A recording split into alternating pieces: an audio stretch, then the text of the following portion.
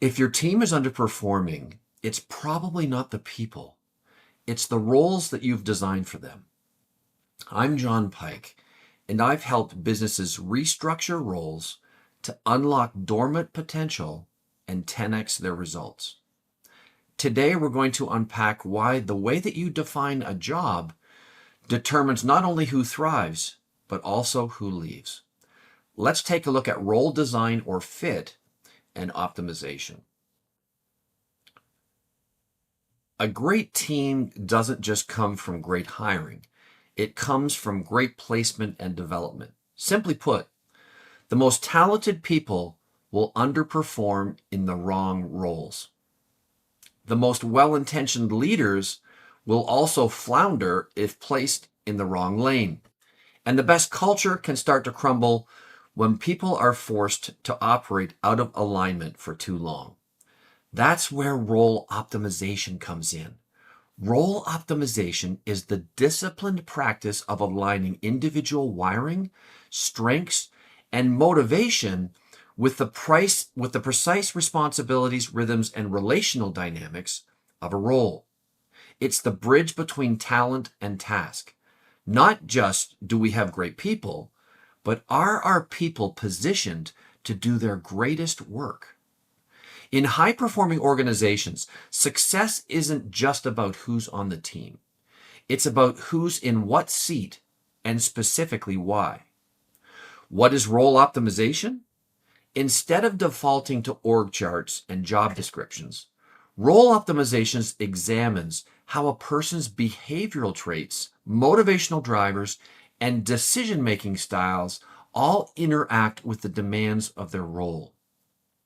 It's how companies move from staffing to engineering teams. It considers not just job titles or resumes, but the full psychographic and operational context. For example, what does the role require? What kind of person with what type of strengths will naturally thrive in this specific role? What strengths are currently underutilized on the team? And what performance gaps can be closed by realignment versus rehiring? Role optimization is not merely a human resources tactic, but a systemic discipline designed to maximize talent return on investment, cultural cohesion, and scalable performance.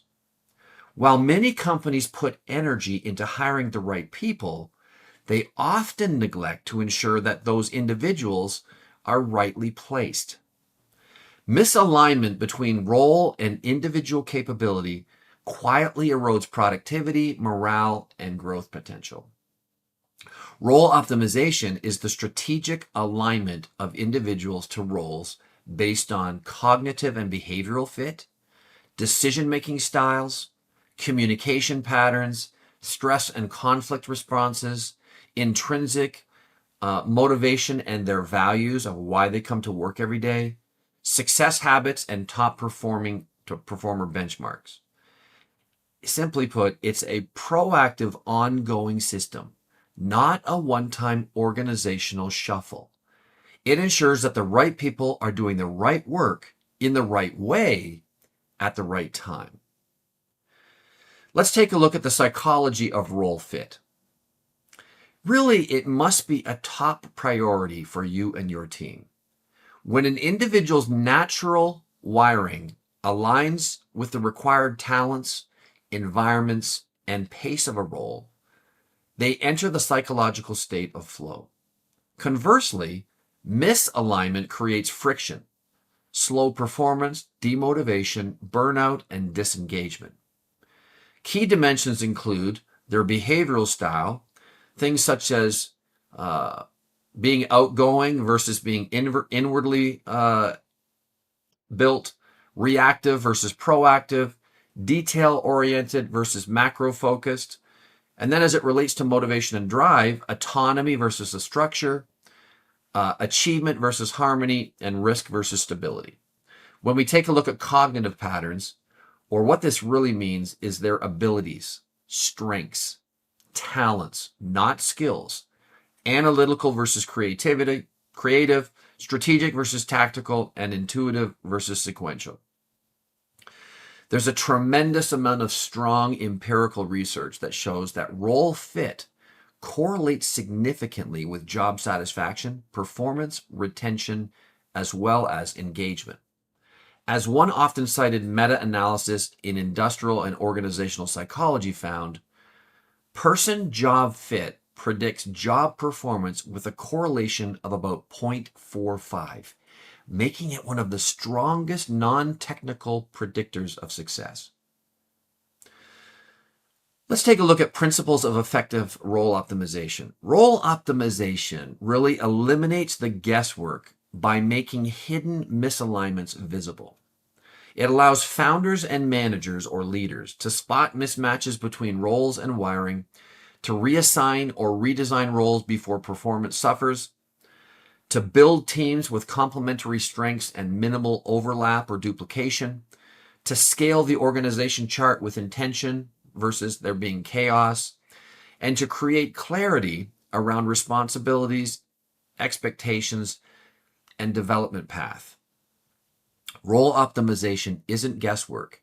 It requires intentional or deliberate design built on 4 foundational principles. The first is role profiling, where you define success in this role in behavioral terms, not just deliverables, but what are the types of traits that are needed in order to succeed? What are the patterns that drive optimal performance? What stresses them? What counts as progress?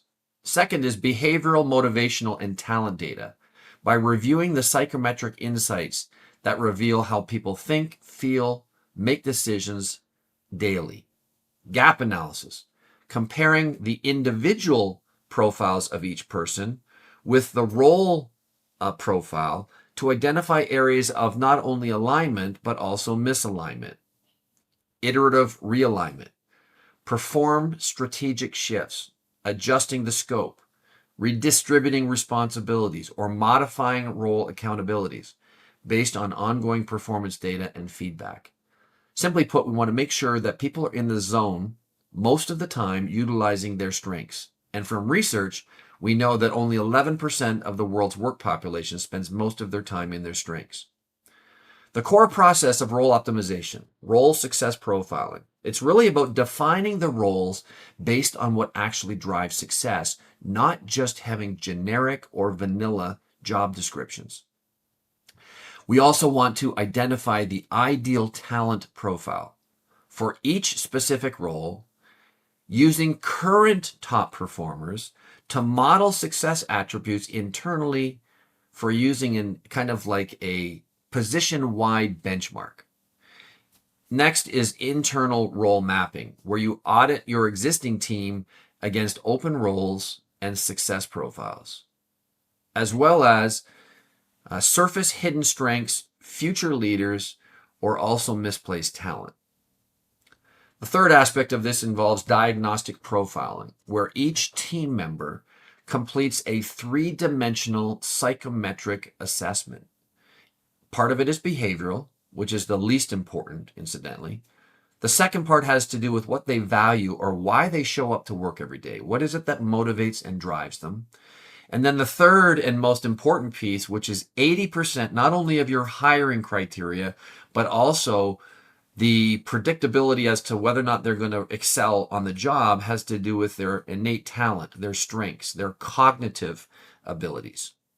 And then 4, we take a look at alignment scoring, where we create a role fit scorecard comparing each of the personal or individual profiles to the specific role profiles, and then take a look at their motivation and capability. 5th, realignment planning or adaptive role design.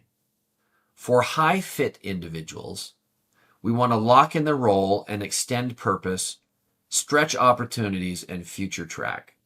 For medium fit, we want to adjust the scope, offer targeted development, and then provide some additional development and coaching. For misfits, assess whether to pivot or transition, but misalignment really should not linger. When you have the wrong person in the wrong role, they're not happy or satisfied, and their results also show it. Feedback rhythm. monthly communications with their team leaders, quarterly recalibrations of role in terms of their data and whether or not it's a good fit, annual realignment sprints aligned to business cycles or growth phases. Next, we have role evolution. Roles should be living entities. As businesses scale, customers' needs sometimes shift, so must role scopes and structures. Tracking this evolution ensures role fit remains consistent at scale. And finally, leadership succession mapping, using the data to determine and to know who are your high potentials on your bench for future roles, and then avoiding costly missteps by actually promoting with instinct. Instead of using instinct, but with insight as to knowing for sure that that person is going to succeed in their specific role. The costs of misalignment are significant. Most businesses default to job titles and organizational charts, but in reality, every team has hidden potential and hidden risk, simply based on misalignment. A high potential employee can flounder when placed in a misfitting role.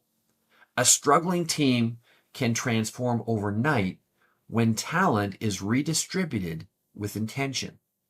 As companies grow, roles evolve. The person who thrived in a scrappy, ambitious startup environment may struggle in a process-heavy scale-up. The generalist who wore 5 hats yesterday might become a bottleneck tomorrow. Most role misalignments don't happen all at once. They happen gradually over time. For example, a top-performing salesperson is promoted to manager and absolutely hates it.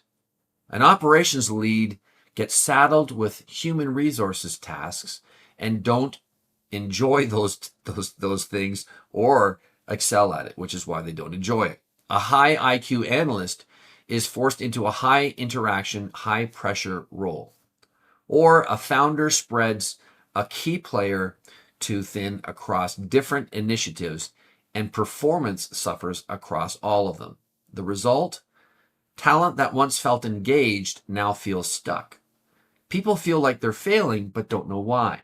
Burnout rises, turnover increases, and culture erodes.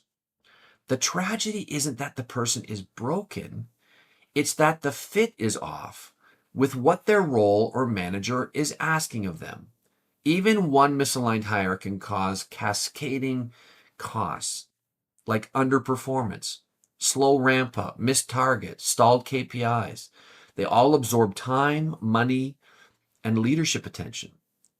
Burnout.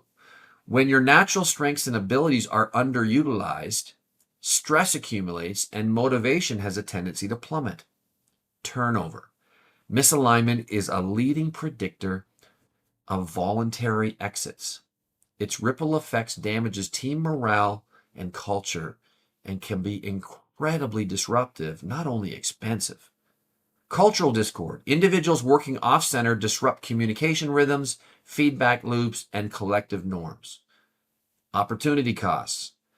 Time lost coaching individuals in the wrong role is stolen from top performers poised to multiply value. In fact, most of the time we find that leaders are spending the majority of their time with underperformers, people that aren't in the right role or not a good fit, when they should be spending more time empowering and motivating their top performers. In founder-led companies, misalignment often goes unresolved. Immediate fixes are prioritized over long-term design and tactical firefighting crowds out strategic placement. What this does is it locks founders into operational change rather than being free to scale. So, how do you design teams that actually work? Traditional hiring and team management rely on resume logic, what someone has done, what roles they've held in the past, what skills they claim to have, and role optimization flips that lens completely. Instead, it asks, What is this person wired for? And when we use the word wired, we mean what are their natural, God-given, innate talents, abilities, and strengths, not skills, the things that they naturally do well.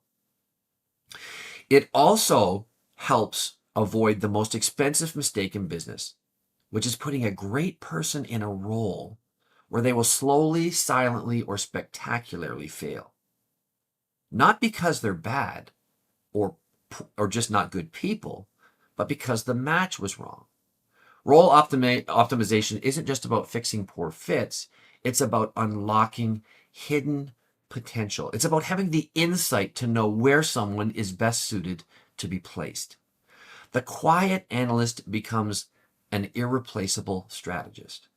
The overlooked team member turns out to be a world-class operator. The misaligned manager becomes a rock star individual contributor again and actually thrives. And incidentally, the assessment will tell you this information. Role optimization isn't about moving people around randomly. It's about designing for flow. When every person is in the right seat with the right supports, solving the right problems, performance becomes effortless. Cultural stabilizes. Attrition is reduced. Innovation starts to climb. When someone is in their ideal role, they experience less friction, more energy and passion, faster ramp up, and deeper engagement. That's when performance becomes sustainable and scalable. Keeping teams that work is another huge criteria or dynamic. Most people don't leave because they hate the company. You already know this. They leave because the role stops fitting. It stops providing fulfillment and satisfaction. Or they never really fit to begin with. When energy is constantly spent compensating for misfit, mentally, emotionally, behaviorally, disengagement becomes an inevitability. It's not about a lack of loyalty, it's about a lack of alignment. Role optimization prevents this loss by making internal fit an ongoing priority. By identifying misalignments early and offering internal mobility pathways, companies keep high-value talent engaged. They stop unnecessary turnover or preventable turnover. They turn churn into realignment. Instead of exit interviews, you get retention conversations, and instead of burnout, you get re-engagement. By maintaining a dynamic map of role-person fit, you enable talent to evolve with the business, not out of it. When people feel seen, stretched, and strategically placed, they don't look elsewhere. They grow where they're planted. That's how you keep teams that not only work, but thrive. Let's take a look at why this is one of the essential pillars. Role optimization is what turns talent strategy into traction. Smart companies optimize their talent before promoting or replacing them. What they ask is, does this person have untapped potential in a different seat? Are we expecting someone to deliver results they're not wired to own? Can we redesign the workflow to better match our people? Is the problem performance or is it placement? You see, it doesn't matter how good your assessments are if your results don't shape role design. It doesn't matter how strong your hires are if placed in roles that are not a good fit for their strengths. It doesn't matter how much you pay people if the daily work wears them down because they're working in their area of limitation or deficiency and it actually sucks and drains energy from them. Role fit and optimization closes the gap between insight and implementation. It ensures that your people systems not only are just smart, but that they're actionable, and that your best talent isn't wasted, it's activated. Because in the end, the goal isn't just to hire great people. It's to position them for greatness. Role optimization creates the architecture that lets you scale with confidence. It's how you go from a collection of individuals to a cohesive group of aligned, high performance people. It's how you attract the most from the talent you already have, or extract rather, without constant rehiring. It's how you future proof your organization by designing roles and paths that evolve along with the business. Role optimization is not a nice to have, it is integral to scalable high performance organizations. It marries science of psychometrics and systems with human centered leadership, which unlocks clarity, sustainability, and growth.